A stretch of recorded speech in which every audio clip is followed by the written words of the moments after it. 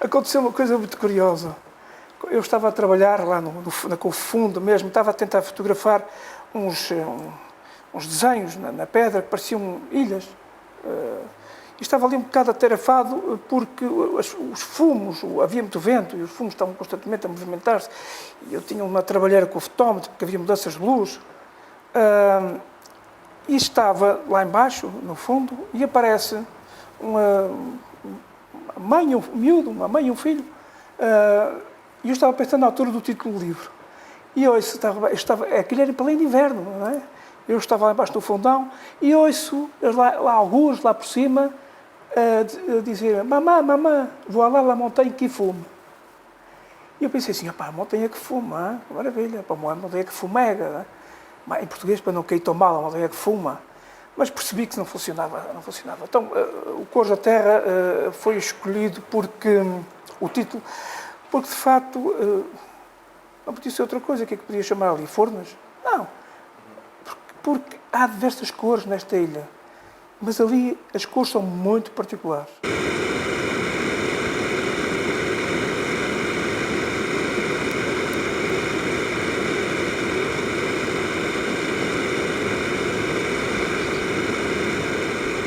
Obviamente que há compositores que a proposta é outra, mas existem muitos compositores, os chamados compositores nacionalistas, como Villa-Lobos.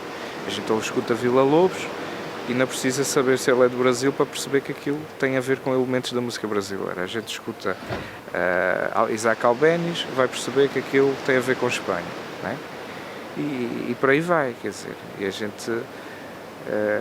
gente escuta Lopes Graça e sabe que tem a ver com Portugal. Onde é que se situa o Vítor Castro nesse mundo? Epá. Estou ligado com as ilhas e com os vulcões. Porque é a minha essência.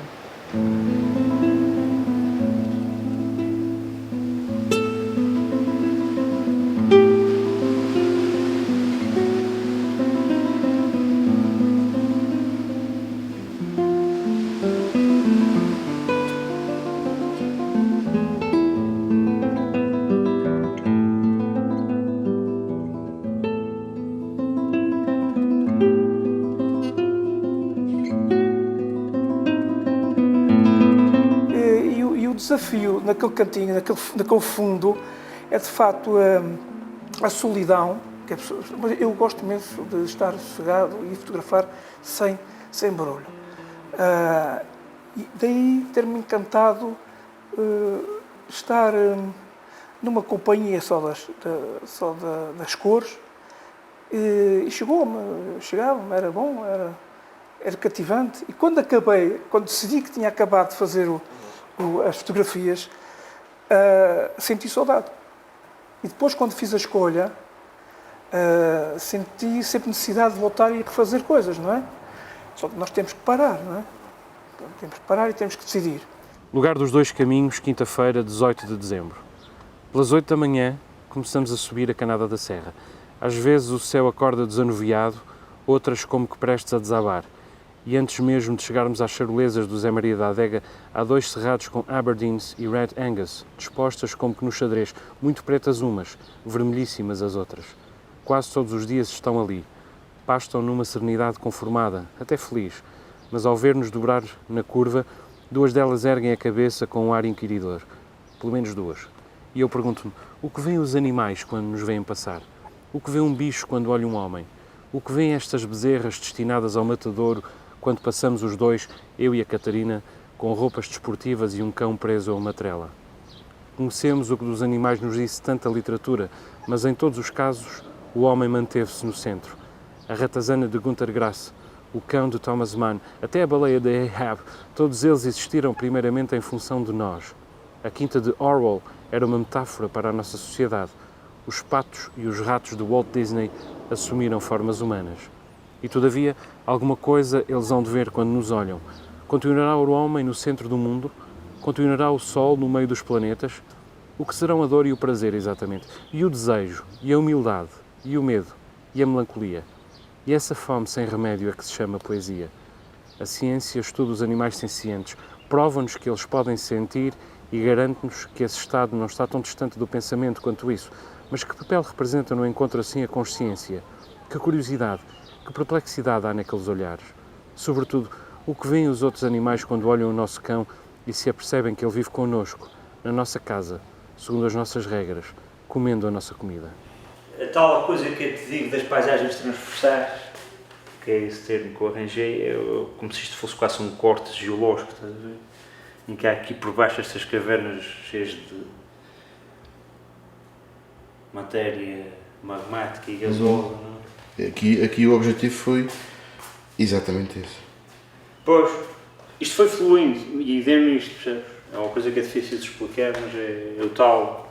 Tu sabes que isto começa por aqui, não é? Com o atirado de matéria aqui por cima, isto depois começa a fazer este craquelê e começa a criar estas figuras quase. Pronto, no fundo, que é que mais coisas na geologia também se vão formando, não é? Vai arrebentando daqui, vai abrindo dali, não sei o quê. Eu afasto sempre qualquer dimensão regionalista de trabalho, porque eu não gosto que os trabalhos tenham uma dimensão regionalista, não é isso que eu quero. Quando estou a trabalhar, não estou a pensar se estou nos Açores ou se estou na Noruega. O que acontece é que, curiosamente, muito do trabalho que sai com essa consciência geológica do sítio onde eu estou. Se isso pode aproximar as pessoas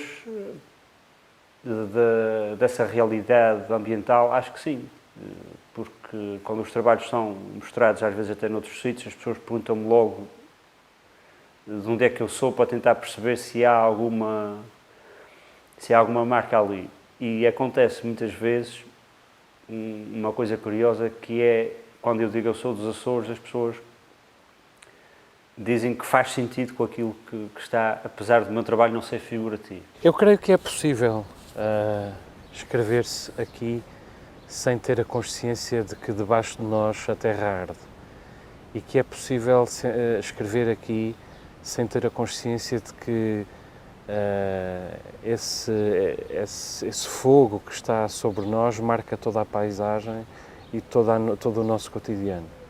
Em concreto, eu tenho como criador,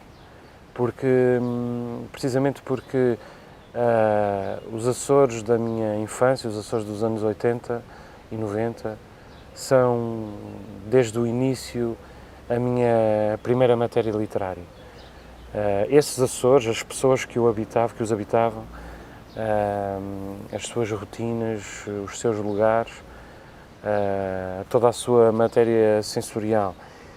E a certa altura eu precisei de reativá-los de algum modo dentro de mim, de perceber, como disse há pouco, o que é que neles era verdade e o que é que era mentira, e de algum modo de voltar a mergulhar nessa água refrigeradora e redentora. Se eu vou precisar de fazê-lo sempre, não sei. É possível que eu, daqui a alguns anos, não sei quantos, tenha de voltar a um quarto com paredes brancas para repensar e voltar a sentir tudo isto que estou a acumular neste momento.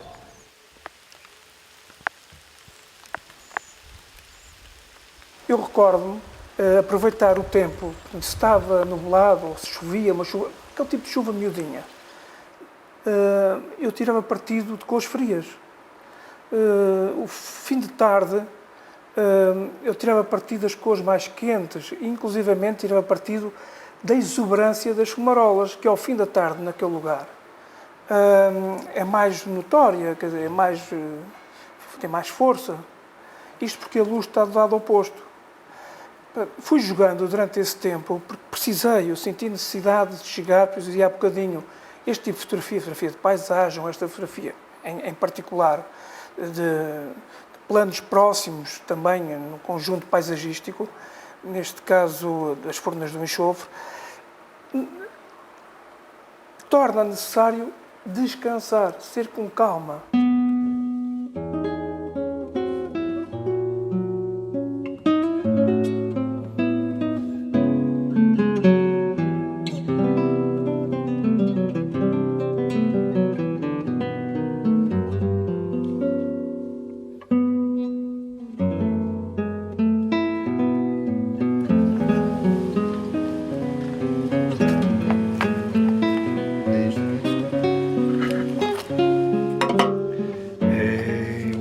todo partido aos bocadinhos.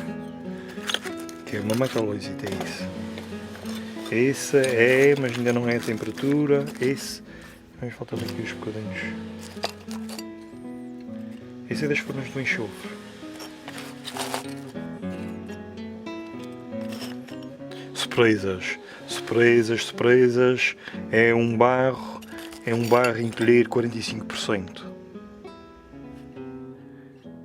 Isso era uma barra de 10 cm. Isso tinha 10 cm. O que é que... Encolheu 45%. Isso é bom Encolheu ou é isso mau? tudo. É uma coisa completamente fora de... Um gajo não percebe como é que um material pode encolher tanto. E então tem a ver com o tamanho da partícula, tem a ver com a presença de sais e tem a ver com camadas iónicas que cobrem as partículas. Porque os barros, quanto mais finos são, maior superfície específica têm e maior capacidade têm de captar íons. Tentar perceber, ao fim e ao cabo do estudo, não é? Quais são as implicações que tinham esses determinados materiais. A prática. Portanto, para já há o aspecto que as coisas poderão ter, apaixonei por esse aspecto fundido, não é? Que as coisas são provadas pelo fogo, são derretidas, são parcialmente dissolvidas até. Fusões, formação de vidros, que se identificavam muito com os tais aspectos vulcânicos, não é? Os acidentes de cozedura, todos os acidentes têm essa vertente, não é? É um acidente, perdeu-se a peça, aconteceu isso, mas surgiu uma coisa do caraças, perdeu ali uns vidrados, uns tons, umas cores, que aparecem, por exemplo, no vidro vulcânico aparece isso, que em tipos de rocha, não sei o quê, coisas aparece isso também. Portanto, há uma identificação com tudo isso. E então, já que eu estou aqui, já que mexi nesses materiais e que apreendem essas coisas, agora há que fazer qualquer coisa com isso. E, portanto, será uma segunda fase. Chama-se Pedra-Mar.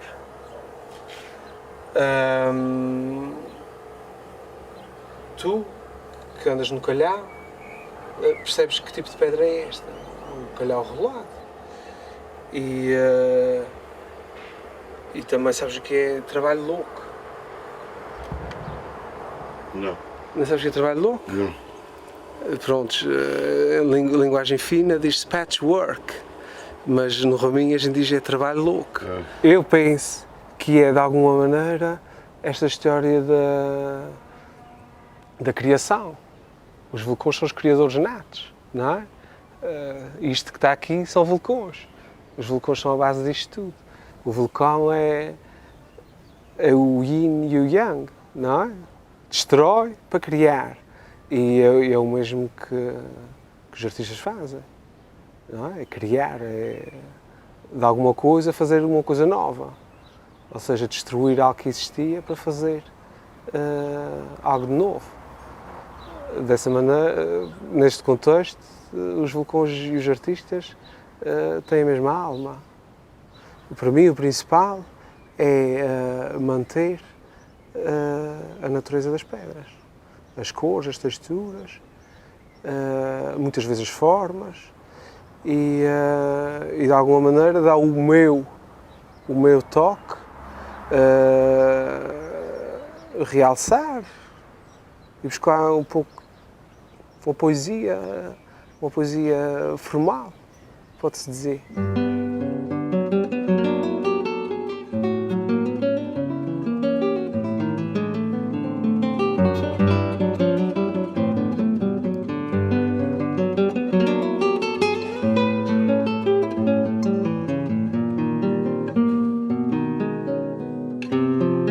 Quando se chega a um lugar destes e tem um cenário fabuloso à frente, com cores que não são, talvez, muito variadas, não são muito exuberantes, mas se olharmos com atenção, atendendo àqueles vapores que são extremamente corrosivos, nós temos o enxofre, temos cristais de enxofre, nós temos o ferro, nós temos alumínio, nós temos nos brancos do alumínio, nos vermelhos do ferro, nos amarelos do enxofre. Só aí já dá para jogar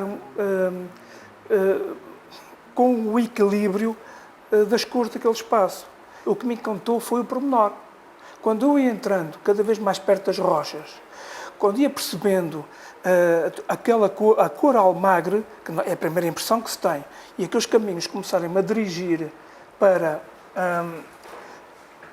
esse pormenor, tu começas a perceber que há ali um mundo que não é visível a toda a gente que chega e não se percebe. E depois é preciso entender que nós passamos a pertencer àquele espaço, há um sentimento de pertença. A partir do momento que há esse sentimento de pertença, eu não sei trabalhar de outra forma. Eu passo a ser também aquela paisagem, eu passo a pertencer àquele espaço. E vou descodificando, porque o espaço vai se abrindo. Porquê é que o espaço se abre? Porque eu também me aproximo. Acabamos de ter uma relação muito próxima, porque há da minha parte uma proximidade que vai, no fundo, vai-me contentar, vai-me revelar muito mais daquilo que eu esperava quando cheguei. E esse aqui é o encanto. Passou a ser uma necessidade. E não ir lá em cima fotografar era desagradável, porque eu sentia-me incomodado. Eu precisava de ir lá fotografar. Não há desporto mais radical que é viver em ilhas vulcânicas, portanto é uma coisa incrível. E isso aparece-me, porque isso está lá algures no meu subconsciente, tenho sempre essa percepção. E isso acaba por aparecer, não porque eu queira, também não o evito. Eu tenho desenvolvido ao longo dos anos um trabalho que se chama paisagens transversais, que não só é um conceito meramente teórico e especulativo, que é uma paisagem que, em vez de se desenvolver do ponto de vista clássico na sua horizontalidade, desenvolve-se verticalmente como se fosse um corte na terra. Isso porquê? Porque eu tenho sempre uma consciência de que a grande força está aqui por baixo e por cima. Nós aqui somos meros coisas minúsculas que estamos aqui de passagem. Mas tem essa sensação de que o fogo está sempre debaixo dos pés e a massa de água ao lado, e isso acaba por, de uma forma inconsciente, marcar o meu trabalho. Fui um passeante passeante e acampante nas ilhas, não só nessa, mas nas outras ilhas também, e sempre me deleitei com as coisas que observava, com as coisas naturais, como é que as coisas encaixam. Aí é que observei muito a inteligência com que as coisas são feitas. Desde o explodir das estrelas, a formação dos elementos e não sei o quê, até aparecer isso aqui, dessa maneira. Olhar para o mato e ver as árvores a crescerem, umas com oportunidade, outras que morreram, e os limos e os líquenes, prendas aqui, prendas acolá, e aquilo forma um jardim. Isso é a melhor lição de estética que recebi, não é? Ver como é que as coisas existem, como é que as coisas são feitas, fazer um trabalho que me identifique com elas, é isso que eu quero que aconteça na minha vida. É. De maneira que a gente bebe de todo o lado. Ando pela ilha, porque é a minha ilha, porque eu gosto de andar pela ilha, porque sempre andei pela ilha. E vou recolhendo, acho uma pedra aqui, acho uma pedra ali, pedras que de alguma maneira me dizem alguma coisa mesmo sem a perceber, mas pronto, uma pessoa, existem milhões de pedras aqui, porque é que eu trouxe aquela? Não sei, mas houve qualquer coisa que me fez trazer aquela. E depois, a dita inspiração, vem depois, epá, aquela pedra era fixe. Aquela pedra tem um bocado de macieira, e se fizer assim, estas duas formas, isto ia ficar porreiro, e depois às vezes faço um desenho para experimentar, e às vezes não, às vezes vou trabalhando diretamente na pedra a ver onde é que a coisa me leva. Materiais aqui, isso é uma... Portanto, toda essa história deu-me possibilidade de criar pastas, misturas cerâmicas com vários materiais que obedeçam que permitam chegar a determinados fins. Como, por exemplo, essa pasta é uma pasta de escultura, tem determinadas exigências de sustentação, de facilidade de secar, de facilidade de receber água, que aguentam uma deformação piroplástica muito intensa no forno, portanto, aguentam bem. E, portanto, todos os ingredientes vão fazer alguma coisa aqui. Por exemplo, tem aqui 2 tipos de cinzas vulcânicas.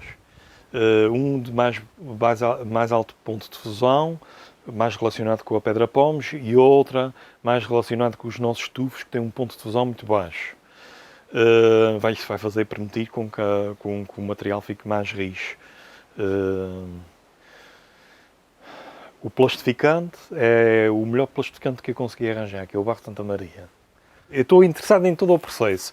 O processo de formação, de formação das argilas dizem muito na sua formação, na sua constituição. Portanto, tem todo o sentido que haja uma estrutura física e uma estrutura química para treinar um determinado tipo de cerâmica. Nada do que estaria por acaso? Não.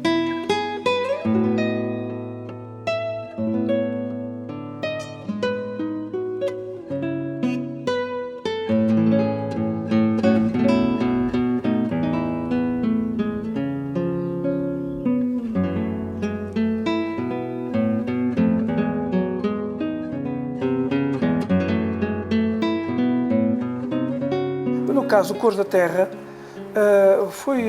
foi gratificante, porque foi uma paixão que durou muito tempo.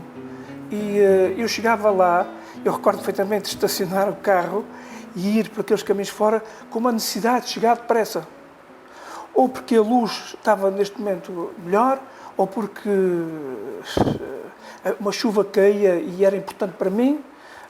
Mas era uma necessidade como fosse uma primeira vez, que me dissessem qualquer coisa, ali há algo muito bonito, tens que ver, porque daqui a bocadinho vai desaparecer. A criatividade e a arte sempre foram uma coisa um sal que tempera a humanidade, não é? E esse sal demora a dissolver-se. Portanto, o que a gente tem que fazer é fazer as coisas. Tentar manter alguma serenidade no meio disto. Todos nós gostaríamos de fazer uma peça que salvasse o mundo, mas não é possível. Infelizmente. As estatísticas, nós temos estado a confrontar-nos com elas todos os dias. Muito em breve estará toda a gente nas cidades, não estará quase ninguém no campo. Felizes daqueles 20 ou 30% que estarão no campo, porque terão todos os recursos à sua disposição até certo ponto, mas por outro lado, a maneira como a cidade vai consumir esses recursos acabará por destruir também o seu modo de vida. E eu estou muito longe de ser um fundamentalista ou um novo rural ou qualquer coisa esotérica do século XXI, que é sobretudo tribalista e com intenção autovalidatória. Eu não estou aqui para me autovalidar, mas estou aqui para partilhar uma descoberta. E essa descoberta é que o mundo ainda não é apenas o Chiado, o Bairro Alto e a Avenida da Liberdade e depois mais umas ruas à volta até a Avenida dos Aliados e à Torre dos Clérigos. Portugal é mais do que isso, o mundo é muito mais do que isso, e os recursos não são apenas os recursos naturais e minerais, são também os recursos humanos que ainda existem e que ainda podem ser convertidos num bem, entendidos como um bem. Eu tenho uma história que já estão escritas, que estou a desenhá-las, estou a ilustrá-las. Há uma história em que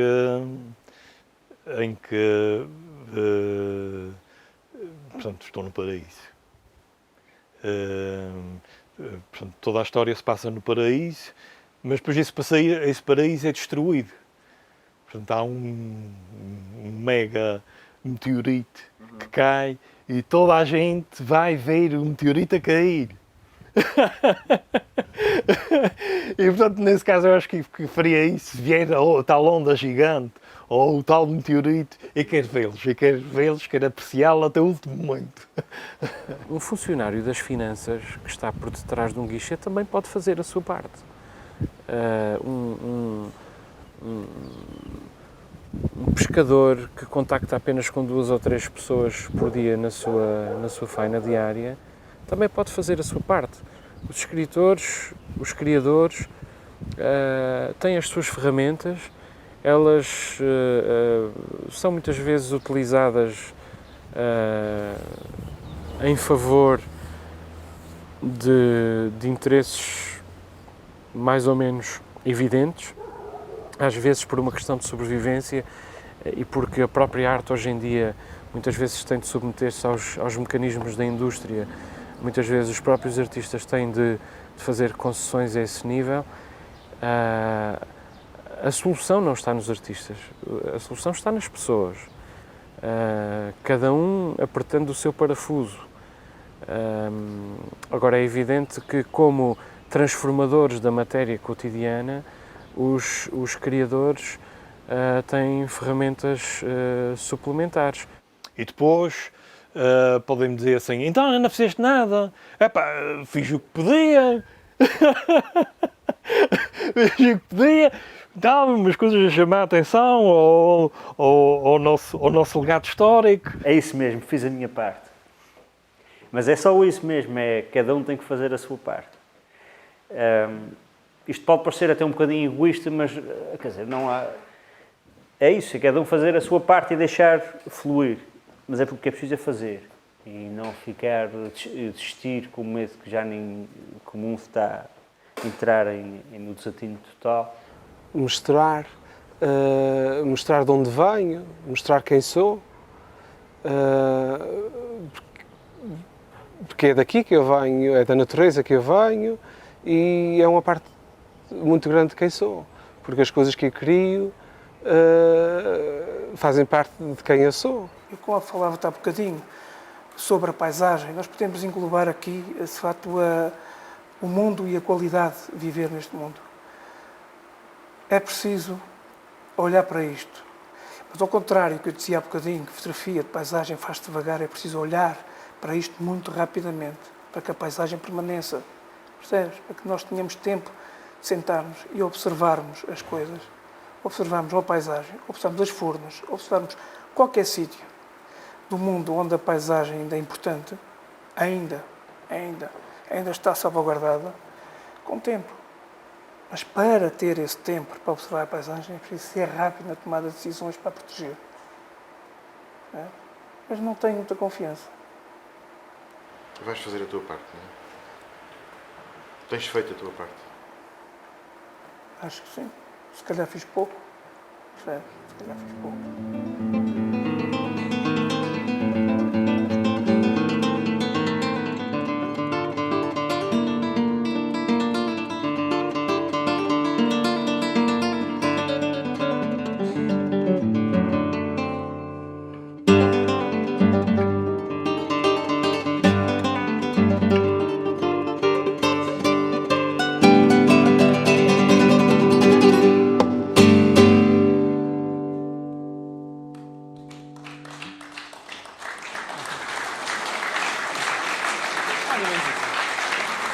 Obrigado.